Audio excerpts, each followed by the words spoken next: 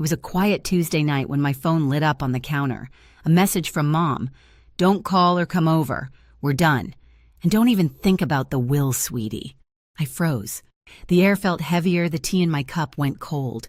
No explanation, no warning, just a clean cut like she'd rehearsed it.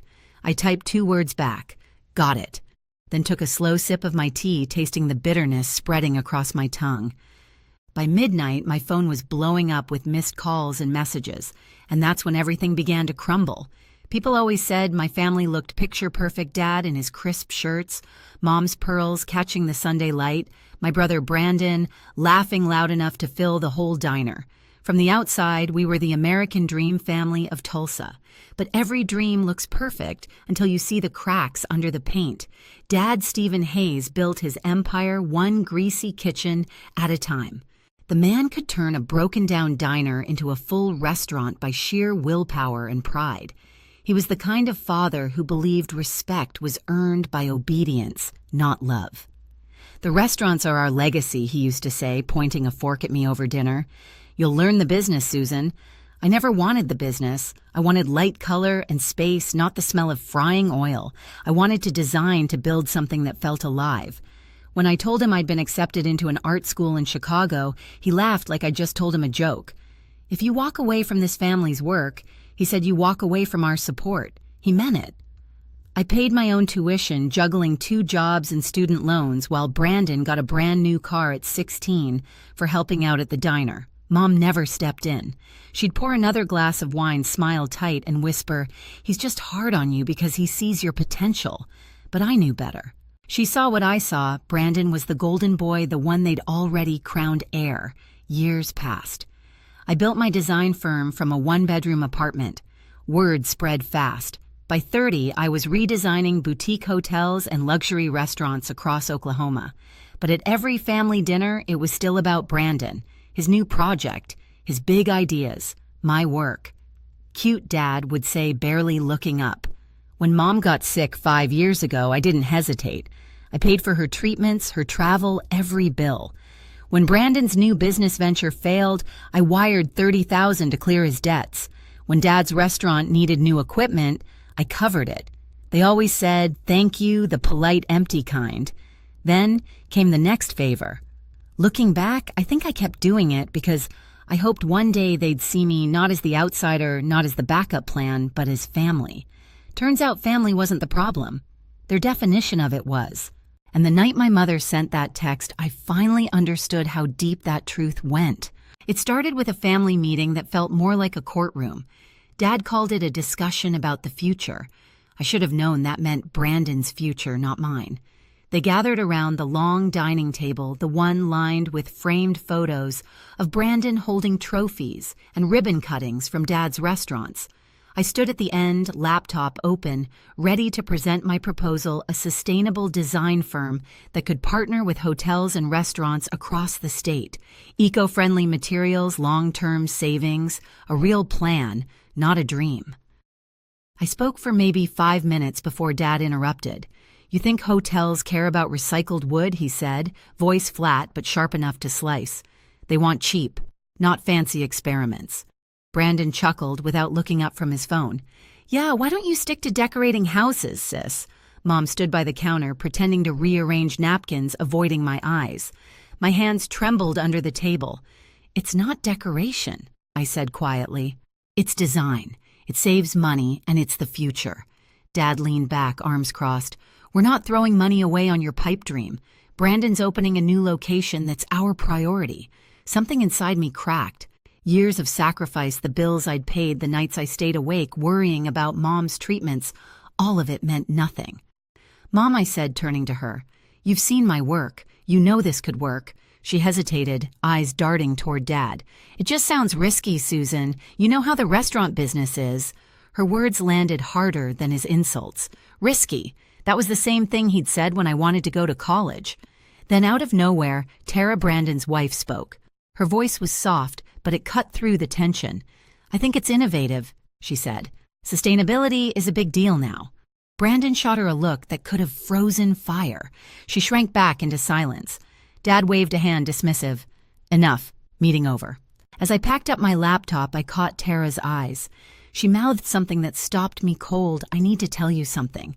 Later that night, she found me in the driveway. Her voice shook. "Brandon's been taking money from the restaurants, thousands. He's hiding it." My heart pounded.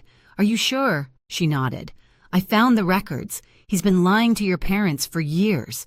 Before I could respond, Dad's voice carried from inside. "We need to finalize the will. Brandon's the only one keeping this family together." Mom murmured something too soft to hear. Then Dad again, firm and final. "Susan's off doing her own thing. She doesn't care about us." And right there in the dark of my parents' driveway, I realized how wrong I'd been. The betrayal wasn't coming. It had already happened. The next morning, my phone buzzed before sunrise. A new message from Mom. "Don't call or come over. We're done. And don't even think about the will, sweetie." I read it twice, then a third time. The words blurred like they were underwater. For years, I'd been the one wiring money for medical bills, Brandon's debts, and restaurant equipment. And now, with one message, I'd been erased. I sat on the edge of my bed, the city still half asleep outside my window. My chest felt hollow, not broken, just emptied. The kind of silence that comes after you've already run out of tears. I typed back 2 words. "Got it." No period. No explanation. Just 2 words. Then I set the phone down and walked to the kitchen. The tea kettle hissed softly. I poured the tea, the steam curling against the dim morning light. I lifted the cup, took a slow sip, and for the first time in years, the quiet didn't scare me. It felt like control. I opened my laptop. My banking app blinked awake. One by one, I canceled everything. Mom's hospital payments gone. Restaurant supply bills canceled. Brandon's loans stopped cold. Each click echoed in the apartment like a door closing. I wasn't crying. I wasn't shaking. I just felt lighter. For the first time, my money wasn't feeding their silence. It was buying my freedom. By noon, my phone started ringing. Mom first, then Dad, then Brandon. I didn't answer. I couldn't. Not because I was angry, because I finally understood how much power I'd given them. The screen lit up again. Another call, then another. By evening, there were 20 missed calls, 5 voicemails, and a string of texts. "You're tearing the family apart. How could you do this to your mother? You'll regret this, Susan." I didn't reply. I just turned the phone face down. When the clock hit midnight, it started again, a storm of notifications buzzing and flashing like fireworks. And as I sat there, tea cooling beside me, I realized something simple and brutal. They didn't want me. They wanted the help. The version of me that never said no, that paid the bills and kept the lights on. That version of me was gone. I looked out the window, the city glowing gold in the distance. Somewhere a car alarm wailed, then fell quiet. "I'm done," I whispered, not to them but to myself. And for the first time, I actually believed it. By morning, the storm hadn't passed. It had only changed shape. 37 missed calls, 11 voicemails, dozens of texts stacked like threats waiting to be opened. I made breakfast like nothing happened. The smell of toast filled my apartment while the phone kept lighting up beside the sink. I didn't pick it up until one voicemail from Dad appeared with the word urgent. I hit play. His voice came through sharp, commanding. "You need to fix this, Susan. The restaurants can't survive without your help. You owe us that much." Oh. The word hit me like an insult. I'd covered hundreds of thousands over the years, my savings, my work, my time, and now it was a debt. Another voicemail. Brandon this time. "You think you can just walk away? You're selfish. You're leaving Mom in tears." Then Mom's voice, soft, trembling. "Please, Susan, don't do this to me. After everything we've been through." I pressed my palms against the counter, the cool marble grounding me. They weren't reaching out for forgiveness. They were reaching out for control. By noon, Tara called. Her voice was low, urgent. "They know I told you about the money," she said. "Brandon's furious. He's trying to spin it like you made it up." "Don't worry," I told her. "I'm done explaining myself." That night, I couldn't sleep.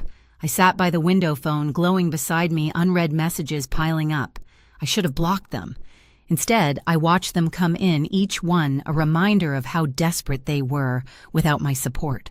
By the end of the week, I agreed to meet them, not to reconcile, just to end it properly. The cafe was one of the few places in Tulsa where no one knew our family. The air smelled like roasted beans and rain. They were already there when I walked in, Dad arms crossed. Mom pale but composed. Brandon fidgeting with his phone.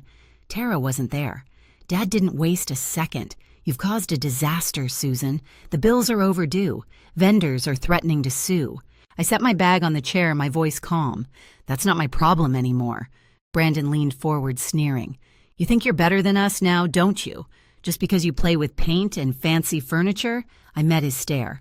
Design, Brandon. The word you're looking for is design. He laughed, shaking his head. You've always been dramatic. You love attention, I cut him off. You stole from the restaurants. The words stopped him cold. Dad's brow furrowed. What are you talking about? Tara told me everything I said. The hidden accounts, the money that vanished. Brandon's jaw tightened. She's lying. She found the records. I replied, my tone flat. And you know it. Dad turned to him, eyes narrowing. Is that true? Brandon stood abruptly. You believe her over me. She's been jealous since high school enough. I said quietly. This isn't about jealousy. It's about respect and honesty. Two things I never got from this family. Mom's voice trembled. Susan, don't do this. We can talk. I looked at her. We're past talking, Mom. You made that clear when you sent the text. The color drained from her face. I didn't mean it like that. You wrote, don't call or come over, we're done. And don't even think about the will, sweetie. I quoted every word, my voice steady. You meant it exactly like that. The cafe had gone quiet. Even the barista paused mid-motion. Dad cleared his throat. You've always been too sensitive. I smiled faintly. And you've always mistaken cruelty for discipline. For the first time, I saw a flicker of uncertainty in his eyes. I reached into my bag, pulled out a neatly folded folder and placed it on the table. I sold my sustainable design project, I said. A national firm bought it for $1 million. They all stared at me. I built that without your help, I continued. No loans, no family money. Just me. Brandon's mouth twisted. Good for you. Want a medal? No, I said. I just want you to understand that I don't need this family anymore, and you don't get to call me when things fall apart. Dad's jaw clenched. You think that money makes you powerful? I leaned forward slightly. No. Walking away does. The silence that followed was heavier than any scream. Mom finally spoke, tears welling in her eyes. We're still your family. Family doesn't use you like an ATM, I said softly. Family doesn't write you off when you stop paying. Brandon slammed his fist on the table. You're pathetic. You think you can just cut us out? I met his anger with calm. Funny. That's exactly what you did to me. He opened his mouth again, but I stood before he could speak. I'm not your safety net anymore, I said. Not your backup plan, not your excuse. Dad's voice rose. You'll regret this, Susan. I turned one hand on the chair. Maybe. But at least I'll regret it on my own terms. As I walked toward the door, I heard Mom whisper behind me, Please, Susan, don't do this. But I didn't look back. The door chimed softly as it closed behind me. The air outside was cool, the sun low on the horizon, painting the street gold.